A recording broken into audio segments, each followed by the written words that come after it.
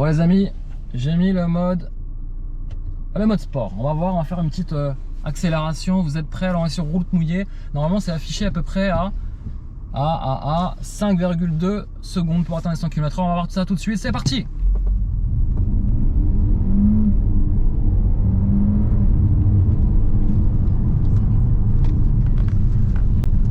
Voilà, au niveau consommation, les fans de consommation vont adorer. Voilà à petit peu près le tableau de bord des consommations. Donc ça c'est les consommations générales. Une consommation à 15,5 kWh et au total on est sur 4,8 litres au 100, ce qui est plutôt pas mal. Et en termes de grammage de CO2, parce que je sais que j'ai une question dans les commentaires, on est en dessous de 50 grammes, donc en Belgique il n'y aura pas de souci. Je crois qu'on est à 46 ou 48, je crois 46, un truc comme ça. Je le mettrai ici en légende. Mais pas d'inquiétude, donc du coup ça passe aussi en dessous du malus, donc ce qui est plutôt cool.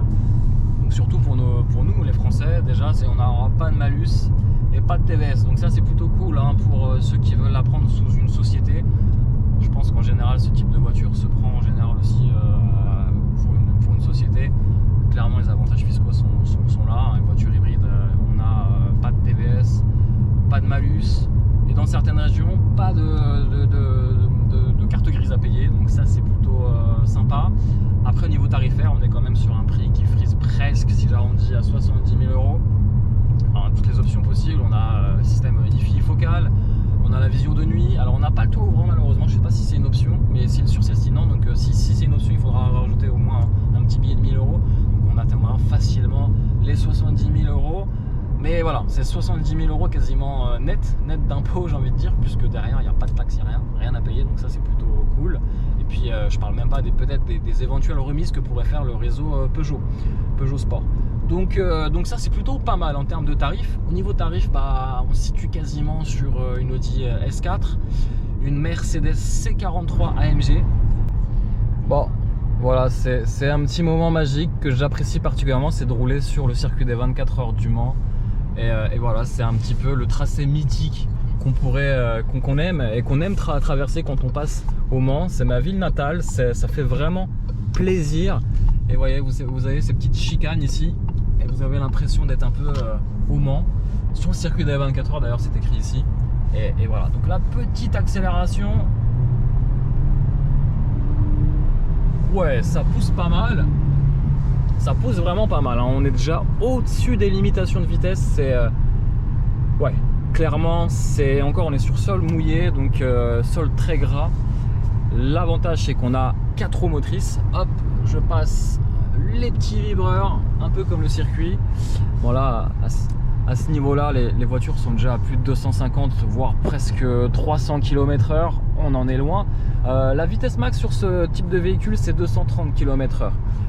Inutile de vous dire qu'à cette vitesse-là, l'énergie des batteries s'épuise très rapidement. Déjà à 130 km/h, je peux vous garantir que la plupart des batteries s'épuisent vite, hein, puisque c'est pas du tout fait pour ça, hein. L'utilisation des batteries, c'est vraiment fait pour les relances et donner vraiment un coup de boost au moteur. Moteur ici thermique 200 chevaux.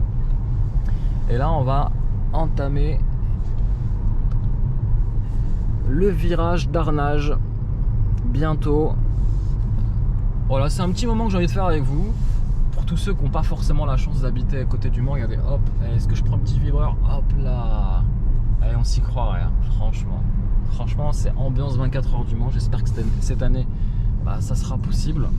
Regardez, hop, virage quand même assez incliné je trouve, hein. C'est pas un banking, hop, et si je prends les vibreurs, ah ouais, oh, le petit kiff, le mec a pris les vibreurs quoi.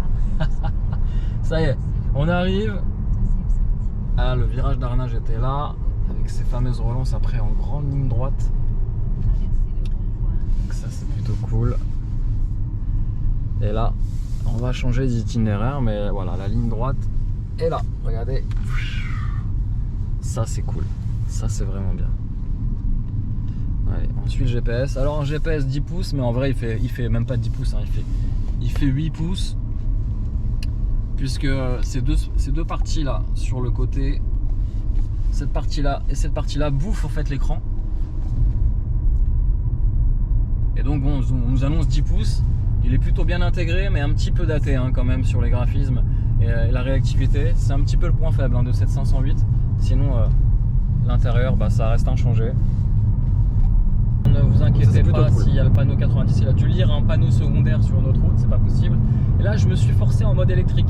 C'est-à-dire que je peux rouler à 140 km/h en tout électrique sans toucher au moindre cylindre du moteur thermique. Donc voilà. En termes d'insonorisation, c'est plutôt pas mal.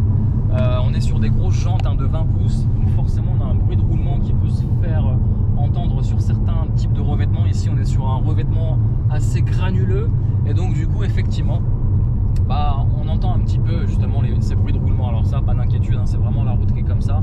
Mais c'est vrai qu'avec des gros panards de 20 pouces, alors ça accroche plutôt pas mal hein, franchement en termes de motricité. Et donc du coup bah voilà, il peut y avoir aussi c'est un peu le revers de la médaille, voilà.